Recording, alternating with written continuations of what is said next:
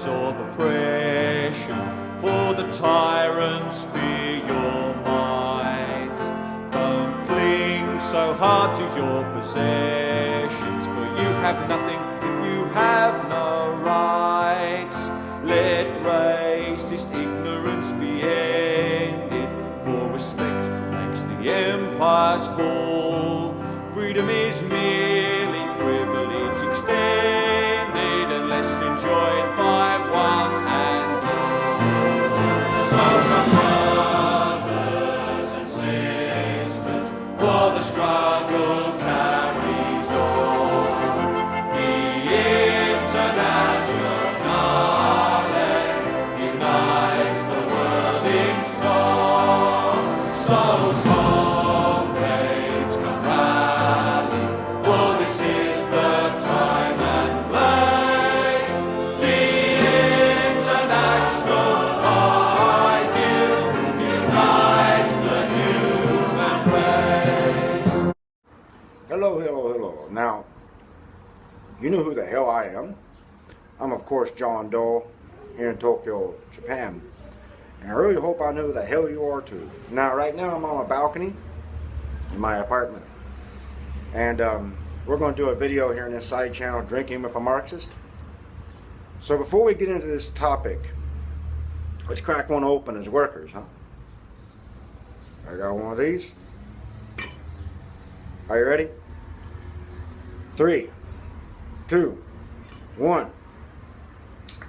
Oh, the sweet sound of cracking open a cold one on a hot summer day. So,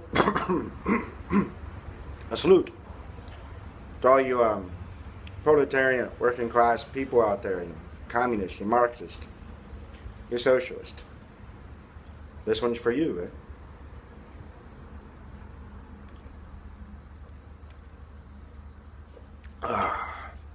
By the way, I apologize for the echo,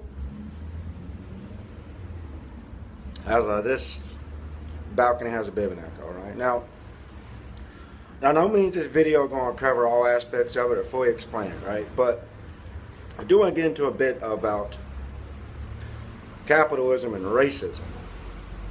Now, racism and capitalism are inherently connected to each other by the hip. And it comes in two forms, basically. There's other things you could say, but two forms. Neo-colonialism, imperialism, and the profit motive. Let's get into the first point first I want to talk about, right? Neo-colonialism, neo-imperialism. You see, you have a lot of countries around the world where people are struggling. You see the working class overall getting the shit on, right?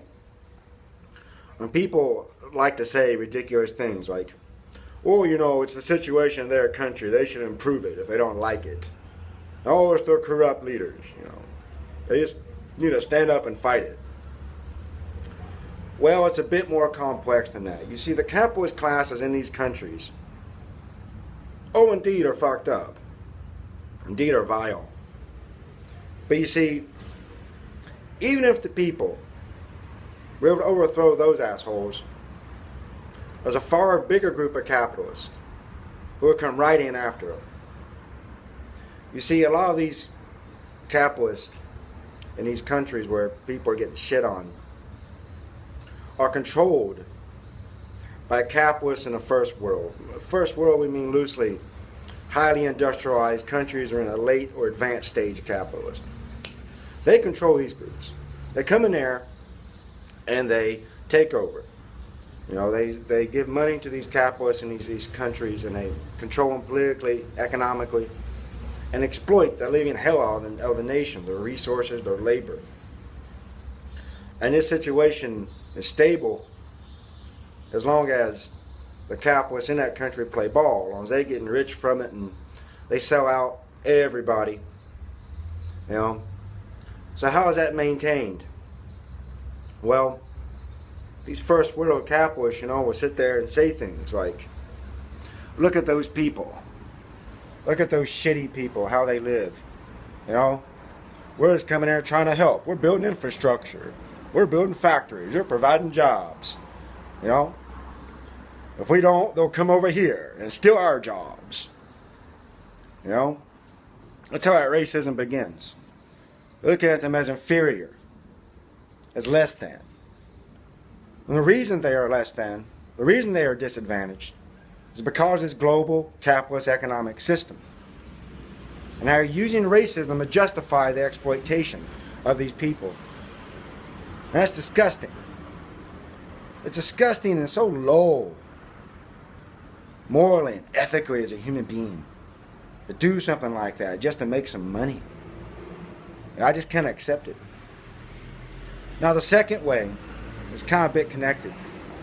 Where racism happens, it's the means of production.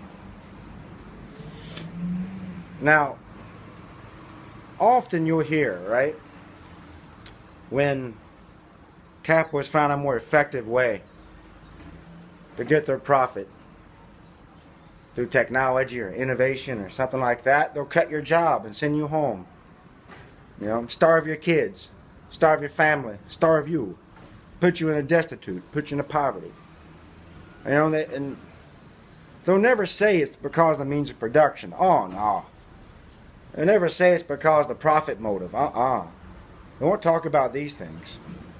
They'll blame oppressed groups. They'll blame immigrant workers. They'll blame minority groups within the country. Say, oh, they're stealing your jobs.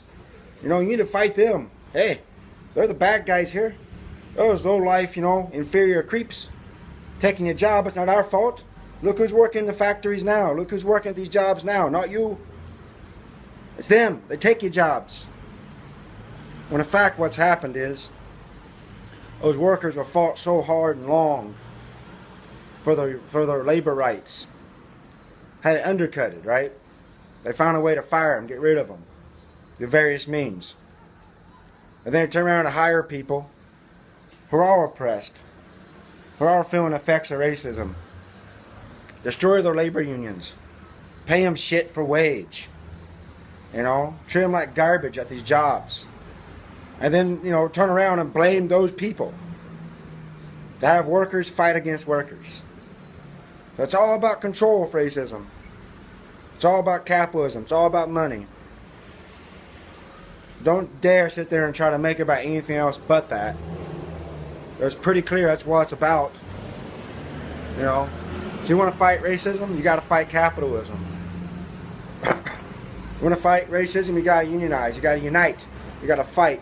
And you shouldn't unionize just to get more benefits. You know, that's a short-term goal for workers uniting and workers organizing. That's a short-term goal.